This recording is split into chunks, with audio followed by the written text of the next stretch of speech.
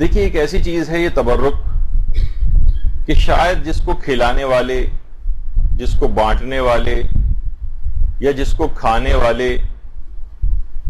کوئی بھی اس کے آداب سے اس حد تک واقف نہیں ہے کہ جتنا ہونا چاہیے، اس کے فقہی احکام سے اتنی لوگوں کی واقفیت نہیں ہے کہ جتنی ہونی چاہیے،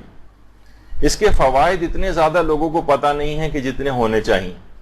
اس کی اہمیت سے ہمیں نہیں نظر آتا کہ لوگ کما کہو اتنے واقف ہیں۔ اور اس سلسلے میں خاندان اہل بیت کی سیرت کیا ہے،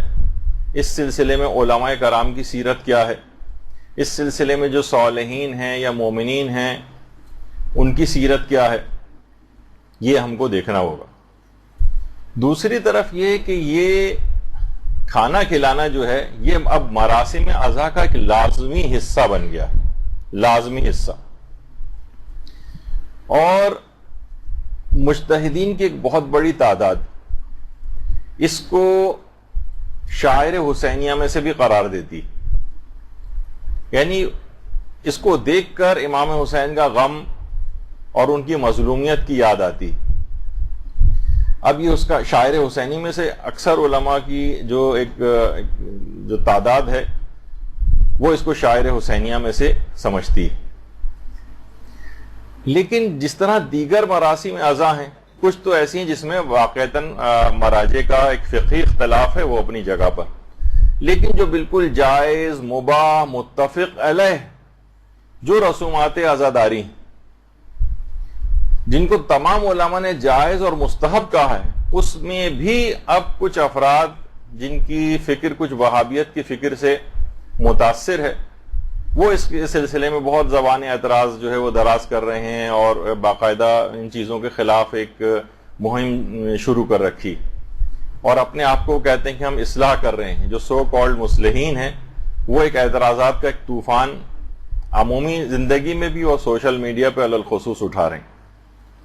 دیکھیے ہمارے مراجع کرام انہوں نے ہمیشہ جائز اور مباح اور مستحب مراسم عزا کے خلاف اٹھنے والی جتنی تحریکیں ہیں ان کا مقابلہ کیا ہے، بلکہ ایک سیسا پلائی ہوئی دیوار کی طرح سے ان کے سامنے کھڑے، اور یہ ان مراسم جائز اور مباح اور مستحب مراسم کے خلاف یہ جو لوگ اس انداز سے کر رہے ہیں، اصل میں اس کو کہا جاتا ہے کہ وہابیت کی ایک سازش۔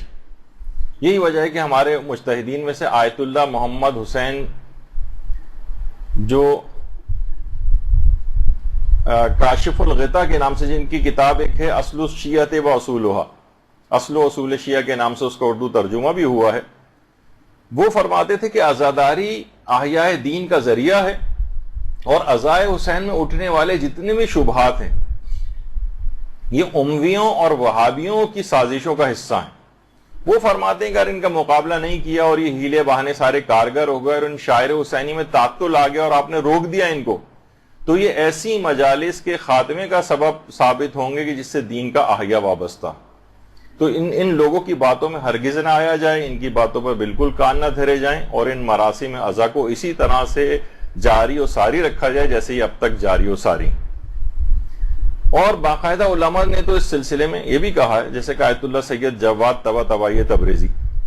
یہ ان کا فتویٰ ہے آپ کے سامنے، وہ کہتے تھے یہ مراسم عزا پر جو اعتراضات ہیں ایک بیہودہ کام ہے۔ دشمنان اسلام نے عزاداری کے خلاف مورچہ بندی کر لی، لیکن اس عظیم وسیلے کو لوگوں کے دلوں سے مٹانا ان کے بس سے باہر ہے۔ البتہ انہوں نے بیہودہ اور لغو قسم کے خلاف حقیقت اعتراضات کا بیج بونا شروع کر دیا، اس کی کوئی بنیاد نہیں ہے، اور ہمارے جو بزرگ علماء ہیں انہوں نے بالکل واضح انداز میں مراسم عزا کے جواز کا فتویٰ دیا ہے۔ چند احمق اور عقل سے بے بہرہ افراد جو مراجع عظام اور علماء کے خلاف زبان درازی کر رہے ہیں کہ انہوں نے کیا خرافاتی رسمیں مثلا جو ہیں یہ قائم کر رکھی ہیں، ان کی کسی بات پر دھیان نہ دیا جائے اور ان کی ہر بات کو دیوار پر دے مارا جائے۔ یعنی یہ آج کل کیونکہ سوشل میڈیا پہ سب چیزیں بہت زیادہ سامنے آ رہی ہیں، اس وجہ سے یہ تمام چیزیں بھی آپ کے سامنے۔ اچھا بعض اوقات کیا ہوتا ہے جب کسی رسم کو وہ دیکھتے ہیں کہ یہ چیز ختم نہیں ہو سکتی تو وہ اس کا متبادل پیش کرتے ہیں کہ بھائی کیا مناسب نہیں ہے کہ جو اتنے زیادہ اخراجات تبرک وغیرہ پر ہو رہے ہیں یہ ہم اس سے غریبوں کی امداد کرنا شروع کر دیں۔ تو دیکھیے وہ کسی عالم نے بڑا اچھا جملہ کہا ہے نا کہ کسی بھی غریب کو امام حسین کی آزاداری پر کمپرومائز کر کے اپنا پیٹ بھرنا قبول نہیں. کسی شیعہ غریب کو یہ بات قبول نہیں. اتنا بے غیرت اور اتنا کم ظرف کوئی بھی غریب سے غریب مومن بھی نہیں ہے کہ وہ کہے کہ آزاداری کے خرچوں میں کمی کرو اور میرا پیٹ بھرنے کے لیے مجھے پیسے دے دو. اس کو الحمدللہ اس کی برکتوں سے خود ہی اتنا پیٹ اس کا بھر جاتا ہے کہ ان کے پاس بھی بچ جاتا ہے, ان غریبوں کے پاس بھی جائے گا کہ وہ بھوکے رہ جائیں. تو کہتے ہیں کہ یہ ایسا کریں, آپ غریبوں کی امداد کر دیں. اچھا, یہی والا سوال اکثر, اب میرے پاس اتنا وقت نہیں کہ پورے فتوے پڑھوں, اس کا خلاصہ کر دیتا ہوں کہ امام خمینی سے بھی باقاعدہ پوچھا گیا.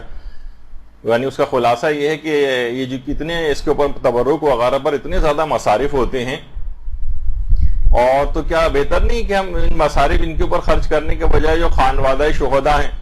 ان کے گھروں کی کفالت ہے, یا مجروحین انقلاب میں بہت سے زخمی ہیں, انقلاب کے دوران کتنے افراد زخمی ہوئے تھے, تو یہ ہم یہاں سے کٹوتی کر کے ان لوگوں کی یہ امداد کر دی جائے. تو امام خمینی نے کہا نہیں, یہ مراسم سوگواری سید الشہداء جو ہے اس کو ہرگز ترک نہ کیا جائے, یعنی یہاں کا پیسہ کاٹ کے وہاں نہ دیا جائے. باقاعدہ مجتہدین نے اس کو یعنی دیکھا جائے تو اس وقت بڑا ایک انقلاب نیا آیا تھا, اور کتنے لوگ شہید ہوئے تھے, کتنے لوگ زخمی ہوئے تھے, اور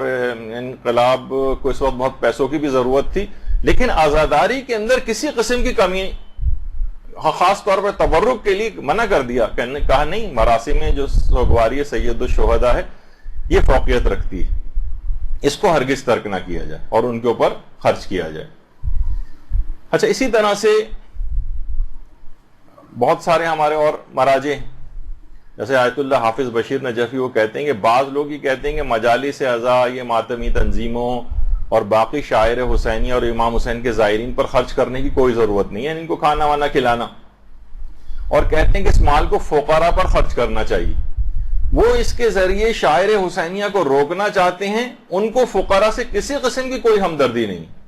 یہ چاہتے ہیں کہ بس یہ چیز کسی طرح سے رک جائے. تو یہ آوازیں بلند کی جاتی ہیں کہ متبادل کے طور پر یہ